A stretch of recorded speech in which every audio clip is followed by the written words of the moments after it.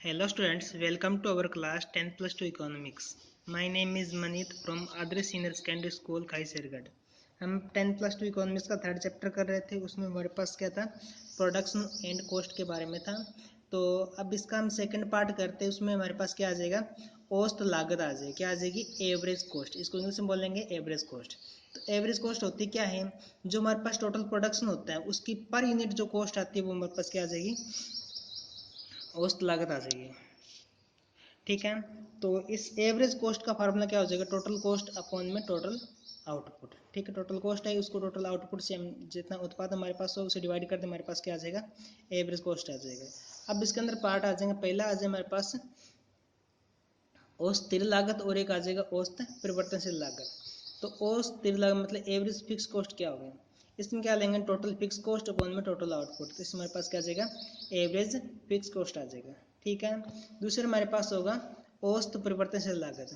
ठीक है, तो इसमें क्या आ जाएगा, टोटल वेरिएबल कॉस्ट अपॉन में टोटल आउटपुट। ठीक है, एवरेज वेरिएबल कॉस्ट जो हमने कल डाटा लिया था उसी पर हम आगे इसको टोटल फिक्स कॉस्ट से हम क्या निकालेंगे, एवरेज फिक्स कॉस्ट और एवरेज वेरिएबल कॉस्ट निकालेंगे। ठीक है, तो हम हमारी फिक्स कॉस्ट थी 20 सॉरी, आउटपुट 0 है तब भी हमारी फिक्स कॉस्ट है 20 है, और आउटपुट जब 6 हो रहा था तब भी क्या आ रही फिक्स कॉस्ट 20 ही आ रही थी। ठीक है, तो इनको क्या करते हैं, आपस में डिवाइड करेंगे। 20 अपॉन में 0, 20 अपॉन में 0 करेंगे, हमारे पास इन्फिनिटी आ जाएंगे, क्योंकि किसी को 0 से डिवाइड करें तो उसका कोई आंसर नहीं है, तो उसको हम इन्फिनिटी मतलब अनंत लेंगे।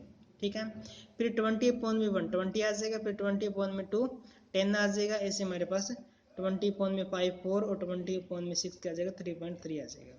ठीक है, तो एवरेज फिक्स को क्या हो रही है, लगातार क्या हो रही है, कम होती जा रही है। ठीक है, क्योंकि जितना ही प्रोडक्शन करते जाएंगे ज़्यादा, तो फिक्स कॉस्ट तो स्थिर है हमारे पास, वो तो फिक्स है, उसमें चेंज नहीं होगा। तो हमारे पास क्या है, जो एवरेज फिक्स कॉस्ट है वो लगातार कम होती जाएगी। ठीक है, ऐसे हमारे पास क्या था, वेरिएबल कॉस्ट था। वेरिएबल कॉस्ट क्या है, ये लगातार बढ़ती जाएगी। ठीक है, देखते हैं एवरेज वेरिएबल कॉस्ट कम हो रही है बढ़ रही है। ठीक है, पहले 0 प्रोडक्शन था तो कोई कॉस्ट नहीं आ रही, तो 0.0 इन्फिनिटी आ जाएगा। फिर एक प्रोडक्ट बना रहे तो वेरिएबल कॉस्ट हमारे 25 रुपये, तो 25 बटा में कितना जाएगा 25, फिर 45 बटा में 2 कर देंगे 22.5, 60 बटा में 3 कर देंगे 20, 72 बटा में 4 कर देंगे 18 आ जाएगा, 82 बटा में 5 कर देंगे 16.4 और 97 बटा में 6 कर देंगे 16.5। ठीक है, तो एवरेज वेरिएबल कॉस्ट भी क्या है, कम होती जा रही है। ठीक है, लेकिन एक टाइम पीरियड तक ही कम होगी, उसके बाद क्या है, वापस बढ़नी स्टार्ट हो जाएगी। ठीक है, याद रखना एवरेज वेरिएबल कॉस्ट क्या होती है, एक टाइम पीरियड तक कम होती है, वापस उसके बाद बढ़ने लग जाती है। ठीक है, अब इनको डायग्राम से करते हैं। पहला हमारे पास है एवरेज फिक्स कॉस्ट। ठीक है, तो एक साइड हमने कॉस्ट लेना है, जो लागत आ रही है वो लेना है, एक साइड लेना है आउटपुट। ठीक है, तो फिक्स कॉस्ट हमारे पास हाईएस्ट कितनी थी, 20 थी। ठीक है, तो एक प्रोडक्ट बना तो 20 रुपये कॉस्ट आ रही है, 2 पर क्या है 10 हो गई, और 3 पर हमारे पास हो गई 6 हो गई थी, और 4 पर 5 हो गई, तो 5 पर 4 हो गई, 6 पर 3.3 हो गई थी। ठीक है, तो इन डॉट को मिलाते हुए लाइन लगा देंगे, कर्व लगा देंगे, हमारे पास का जाएगा एवरेज फिक्स कॉस्ट का डायग्राम आ जाएगा। ठीक है, ऐसे एवरेज वेरिएबल कॉस्ट का डायग्राम बनाना है। एक साइड दिखा देंगे हम आउटपुट जितना हमारा प्रोडक्शन हो रहा है, सब दिखा देंगे कॉस्ट। ठीक है, और हाँ एवरेज फिक्स कॉस्ट के लिए क्या है, इसको टच नहीं करेंगे, अगर टच करेंगे तो कॉस्ट क्या है हमारे पास 0 हो जाएगी, लेकिन कॉस्ट कभी 0 नहीं होगी। तो इसको ऐसे इसके साथ से दिखाना है, कभी इसको टच नहीं करना, दोनों साइड से भी टच नहीं करना कहीं भी। ठीक है, समझाइए।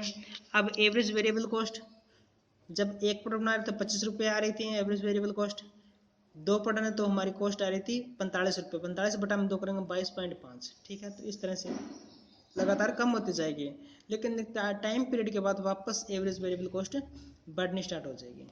ठीक है, समझाया। एवरेज वेरिएबल कॉस्ट एक बार कम होगी, उसके बाद वापस बढ़नी स्टार्ट हो जाएगी। ठीक है, अब हमारे पास एवरेज कॉस्ट, एवरेज कॉस्ट में क्या लेंगे हम, टोटल कॉस्ट को हम क्या करेंगे, यूनिट से डिवाइड करेंगे। ठीक है, तो पहले तो हमारे पास ओनली एक पर 20 रुपये फिक्स कॉस्ट आ रही है, तो 20 बटा में 0 का इन्फिनिटी आ जाएगा, 45 बटा में करेंगे 45 आ जाएगा। इस तरह से हमारे पास टोटल कॉस्ट को हम यूनिट से डिवाइड करते रहे, हमारे पास क्या जाएगी, एवरेज कॉस्ट आ जाएगी। ठीक है, एवरेज टोटल कॉस्ट क्या होती है, एवरेज जो हमारे पास फिक्स कॉस्ट है और वेरिएबल कॉस्ट है। ठीक है, इन दोनों का डायग्राम बनाना है, इनको जोड़ ही होते हैं, तो एवरेज कॉस्ट क्या जाएगी, इनके ऊपर से आ जाएगी। ठीक है, average cost, average fix cost और वेरिएबल कॉस्ट दोनों का जोड़ होगा, इनके जोड़ से ऊपर आ जाएगी, लाइन का भी टच नहीं करेंगे, इन दोनों का जोड़ है, इनके बीच में गैप कुछ ना कुछ जरूर रहेगा। समझाए? तो इस तरह से हमारे पास आ जाएगा एवरेज कॉस्ट। ठीक है, एक था हमारे पास मार्जिनल कॉस्ट। ठीक है, मार्जिनल कॉस्ट और एवरेज कॉस्ट इनका आपस में एक कंबाइंड डायग्राम आ जाएगा। एवरेज कॉस्ट दिखा देंगे, मार्जिनल कॉस्ट भी हमारे पास पीछे वाले डाटा के अंदर थी। ठीक है, तो जैसे एवरेज कॉस्ट क्या कम होती जा रही है तो मार्जिनल कॉस्ट भी कम हो रही है। ठीक है, जब एवरेज कॉस्ट कम हो रही है तो मार्जिनल कॉस्ट भी कम हो रही है, लेकिन एवरेज कॉस्ट क्या ज़्यादा कम हो रही है अकॉर्डिंग टू मार्जिनल कॉस्ट। ठीक है, क्योंकि इसमें 5 का गैप आया, उसमें ज़्यादा गैप आ गया। ठीक है, तो क्या हो जाएगा, एवरेज कॉस्ट ऊपर से आएगी जब कम हो रही हो शुरुआत के अंदर। ठीक है, तो मार्जिनल कॉस्ट उससे नीचे आ जाएगी। ठीक है, और एक लाइन पर ये क्या करेंगे तो आपस में कट करेंगे। ठीक है, और उसके बाद क्या दोनों बढ़ने स्टार्ट हो जाएंगे, एवरेज कॉस्ट भी बढ़ेगी, मार्जिनल कॉस्ट भी बढ़ेगी, लेकिन मार्जिनल कॉस्ट क्या है ज़्यादा बढ़ेगी। ठीक है, तो मार्जिनल कॉस्ट क्या आ जाएगी, एवरेज कॉस्ट के ऊपर से आ जाएगी।